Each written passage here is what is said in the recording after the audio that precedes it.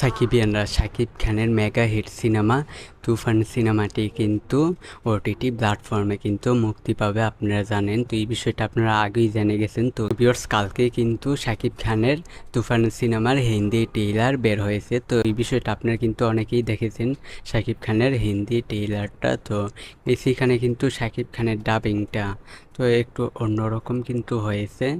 শাকিব খানের ডাবিং ভয়েসটা কিন্তু আমার কাছে ভালো লাগেনি। এই ভয়েসটা নিয়ে যারাই কাজ করেছে এই ডাবিং ভয়েসটা নিয়ে, তো তাদেরকে বলতো এটা আপনারা চাইলে কিন্তু একটু ভালো করতে পারতেন, তো এরকম ভয়েস না দিলেও পারতেন। তো ভিউয়ার্স, শাকিব খানের তুফান হিন্দি ট্রেইলার নিয়ে তো এই ডাবিং ভয়েসটা নিয়ে আমরা কথা বলবো। তো লাইক দিয়ে সম্পূর্ণ ভিডিওটা দেখতে থাকেন, চ্যানেলে নতুন হলে সাবস্ক্রাইব করবেন। তো চলেন ভিডিওটা শুরু করা যায়। শাকিব খানের হিন্দি ট্রেইলারটা কিন্তু তো গাইস আপনারা দেখেছেন সবই। তো এটা কিন্তু ভয়েস একেবারে জঘন্য।